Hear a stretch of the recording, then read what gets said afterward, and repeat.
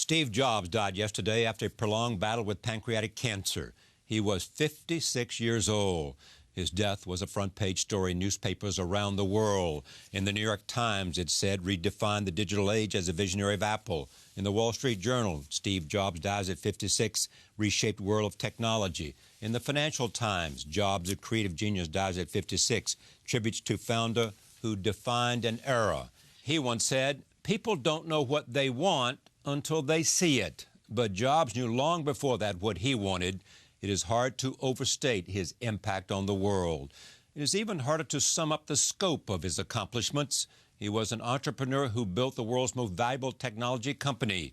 He was a visionary who reimagined what a computer could be. And he was a pioneer who changed the way we live. Perhaps it was Jobs himself who best summed up the story of his life in his 2005 Stanford commencement address. Your time is limited, so don't waste it living someone else's life.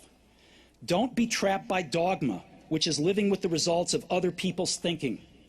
Don't let the noise of others' opinions drown out your own inner voice. And most important, have the courage to follow your heart and intuition. They somehow already know what you truly want to become. Steve Jobs appeared on this program in 1996 along with John Lasseter, talking about their company, Pixar. Tonight, we share that interview with you. How do you think of yourself? I mean, after Apple, after Next, how do you think of yourself? You know, the things that I've done in my life, I think the things we do now at Pixar, these are team sports. You know, they're not something that one person does. We've got, you have to have an extraordinary team because these are you're trying to climb a mountain with a whole party of people, a lot of stuff to bring up the mountain. So one person can't do it. And I first got involved in this when I heard about this incredible group of computer graphics specialists that George Lucas had assembled at Lucasfilm that he wanted to sell. And so I went up there and saw what they were doing, and I met the leader of this group, Dr. Ed Catmull. And Ed told me about his dream, which was to make the first computer animated feature film someday, and showed me what this team was working on. And I was blown away. I spent a lot of time in computer graphics with the Macintosh and the Laser Writer and stuff, but this was way beyond anything I'd seen. And so I bought into that dream, both spiritually, if you will, and financially, and we bought the computer division from George and incorporated it as Pixar. John was there from the very start, Ed was there, and we were joined by other people along the way. And it took us 10 years to do it. But what was so hard? It took us a long time to build the technical foundation to do this stuff. We were pioneering every step of the way. Pixar invented all this stuff. But as John says, we don't view ourselves as a technology company. Our product is content. We're an entertainment company. And all this technology really is just in the service of the storytelling, the service of the creative people. And computer animation is even a little bit of a misnomer. The computers don't do the animation. They do the drawing. And they crank on these drawings for, like, 3 hours by one of the fastest computers in the world, which is why the drawings are three-dimensional. But the animators act. I've watched John and his team work, and they are the heart and soul of the characters. They do all the acting, not the computers. The point you wanted to make is that we're about entertainment, and we're about technology in the service of the entertainment that we create, right? We're about putting stories into the culture. That's what we're about, telling stories. And, and you've got a different paintbrush and you've got a different canvas than everybody else does, or it's a more advanced, it's a better, it's a more something. I'll let John speak to this, but I know a lot of people at Pixar, our heroes are Disney. I mean, look at what they've done. We've all got young children, and our kids watch these Disney films, and they learn a lot from these Disney films. About good and evil and right and wrong, and, they're entertained all along the way. One of the things that Pixar is that we don't want to throw everything in the animation filmmaking process out the window and replace it with new technology. We use the technology where it's going to make the film better or make the film, different. Storyboarding, there's nothing better than a piece of paper and a pencil and a 4x8 piece of cellulite. You got no story, you got no film. Yeah, and you got no story. So then you do a story reel. You cut that onto film. And in our case, we use a computer there. We use a nonlinear editing system that's very common in the industry now. But it makes it so that we can look at those still drawings with scratch dialogue, scratch music, sit back, watch it on a big projection video, and that film will tell us if it's working or not. If it's working in our story reels, when we animate it and put the colors to it, it's going to work even better. If it's not working in the story reels, the animation won't save it. In essence, it lets us beta test and iterate our film before we make it. Totally different than live-action filmmaking. And we believe it's one of the reasons that the hit rate can be substantially different. That's, you know, and that process we're talking about really isn't much different than Disney did Snow White with. Right. You know? But you look, you know, that's one of the things is that Disney and Pixar, we labor over the stories. You know, I mentioned I worked 4 years on Toy Story. The first year and a half was story development alone. You know, we worked so hard because the most important thing to me in creation of Toy Story was to make a film that of course kids will like, because it's all about toys. I mean, most kids look at it as a documentary, you know. But the parents are going to like it. And then the adults without kids would like it. And then teenagers. I have a 16-year-old son named Joey, and he was one of my most important test audiences. Because How old? 16. 16. And it was so important for me that I showed him stuff constantly to see if it was cool or not, you know. I mean, you got a pretty good eye for the future. Well, you know, one of the things, this stuff's really hard. It takes us 4 years to make these films, and we'll get them out more frequently by overlapping them, but 4 years is a pretty big investment in these things.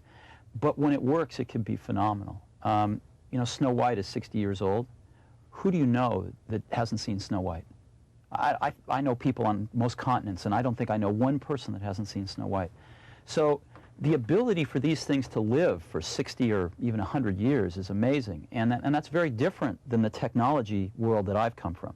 You know, most of the technology products we do, Apple IIs, Macintoshes, you name it, they tend obsolete in 18 months and it's shrinking to 6 months fast. You're lucky if they live 10 to 15 years. I mean, it's a very rare exception. So, and then they become sort of part of the sediment layer for things to build upon.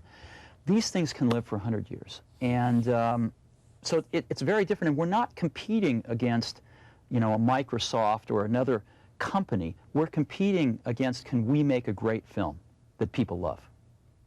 That's what we compete against. And so every day when we go to work, we're saying, you know, how do we make a... All right, but I mean, look, two questions quickly, Yeah. because one is, why should I come to Pixar if I'm a great animator? Yes. And if I've got a great story idea, why should I come to you? Oh, I think the 3 reasons. One, Pixar is a place more than anywhere else in the world that they can get creative satisfaction. We try to give these artists a project that they can be proud of for the rest of their careers. That's one. That's a big thing. I know, because I've worked in a lot of places where I was working on kind of garbage, and it's hard to work. Secondly, in working with these people, I try so hard, even if it's the smallest task, to give them a little bit of creative ownership, to let them figure out how to do it. I don't tell people how to do it. And so that is a really important reason. And the most important thing is at Pixar we have a lot of fun. You know, and it comes. I think it shows in the thing, in the film. But I could see it when you think about I remember there's not much political satire on American television. Mm-hmm. Some political satire can be done in animation in an interesting way because you can use characters. You could do this if you had a good storyteller. Mm-hmm. You had great writers. Mm-hmm. You could probably do it faster and quicker and more interestingly. Well, political satire is interesting. Is what Steve was talking about. It quickly becomes dated. Oh, I see. So therefore, you don't have the payoff. You know, what we try to do is make stories that will lessen. That's why the choice of all the existing toys in Toy Story. There's Mr. Potato Head. There's Etch-a-Sketch, Magic 8 Ball. It's the things that we had as kids. The kids still have today. And you don't have to play any residuals actors either, do you? Mr. Potato Head. You know, it was a tough deal to negotiate with him. No, just kidding. Had you there? I know. I thought maybe somebody owned it. Well, they do, but they were very. Why has the stock? Mm-hmm. Has the stock come down? Well, we went out at the IPO at $22 a share, and I didn't check the price today, but it's probably somewhere around $17, $18 a share. Yeah. And I think part of that, well, I don't know why the stock market does what it does. So that's first answer. Second answer is, I think a lot of people thought we were a technology company. And we maybe didn't do a good enough job explaining to people, no, we're an entertainment company. We're not a quarter-to-quarter earnings company. We're building assets that are sort of annuities into the future. And so I think people are slowly coming around to that, understanding how difficult this is to do. You know, since Snow White was released in 1928, which was the first animated feature film ever, 60 years ago, every major studio has tried to break into this business.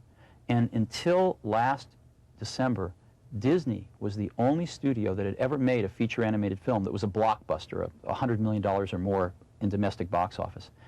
And last December, Pixar became the second studio in history to do that. So it's a very, very rarefied ability to make these products. And I think Pixar is really able to do this quite well. And what happens after the contract with the 3-picture deal with Disney goes? You know, we love working with Disney. It's a fantastic partnership. So, you know, who knows? Maybe we'll put something together to keep making films with them. How do you feel about what's happened to Apple? You know, all the work we did at Apple lives on. It lives on in the Macintosh, and now it lives on in Windows 95. Yeah, of course it does. But yeah, but that's interesting to say, and clearly it does. Yeah. But it's Windows 95, it's Microsoft, it's not Apple. Right, but it's still the work. It's still the innovation. So did it have to turn out the way it did? it's hard to predict these things. I mean, yeah, come on, Steve, you've thought about this. This is not a subject that's unfamiliar to you. Yeah, it is. It's sort of ancient history to me right now. I don't really think about this stuff anymore. And Apple and Microsoft duke it out, and Netscape and Microsoft duke it out. And to me, it's a spectator sport at this point. Do you care about it? Do you have any interest in it? Does the ideas that does the internet mean anything to you? Sure, the internet's great. I mean, I look at it. Do you use it? Do you care about it? I use it every day, and I do care about it, and I think it's phenomenal what's happening. The internet is clearly the most exciting thing in the computer business. But right now, I look at the computer business mostly as a consumer at Pixar, you know, because we are one of the largest consumers of computing in the world, and we use it to make our films. So yeah, that was your genius in the beginning, yes? You understood the concept and you understood marketing. When you look at Pixar, you seem to be saying to me and to you and John together, my company's misunderstood. It's not a computer company. It's a filmmaking company, you know. Right. I mean, and that's sort of you realize that in terms of some maybe truth, but also in terms of some marketing savvy, we got to make sure that we got to get this word out that this thing is about entertainment. And it's not about computer. We don't want to be characterized like everybody else, you know, and part of your effort and part of your reason for appearing here, and et cetera. You know, I think we definitely want to get that word out. But I have this incredible confidence that the word will get out. And as we make more films, we'll demonstrate that by our results. So the interesting thing is when these films take 4 years to make, and they last for 60 or 100 years, you start to develop a longer focal length point of view than just the next 6 months on but things. here you are. You went from Apple, where you made a lot of money, and then Scully came in, and you left, and bum, bum, bum, bum. And then you went to Next, which was never quite as much as what people thought it might be. Right. But those... It's coming back now. Well, I know. I understand that. I do. And but your head seems to be into filmmaking, but you started this. You went to see George Lucas because you're out there as an entrepreneur looking for ideas. Right. Right? And so all of a sudden you get involved in this idea, and now you're saying, I'm in the entertainment business. I did a good job of brainwashing. Yeah, you sure did. I was going to say, you really did a number on this guy. You should be. Over there. I mean, he bought it, didn't he? Story and he character. believes. He's a Story believer. And character. He's a believer. I know he is. Is he? Yeah, I got He's into this great- because of the technology at the beginning. It excited you? Oh, it blew me away. I mean, we had yeah. more PhDs work on Toy Story than any film in history. I mean, tremendous computer science. That's what drew me into it initially. But John's right. He educated me that what we are really about is storytelling. Yeah, I'm going to come back and interview you in 5 years and find out you're in some other business and you're not in the entertainment business. You found some other well to go fishing. You know, I tend to stay where I start until somebody kicks me out. Thank you for coming. Great to have you here. Thank you.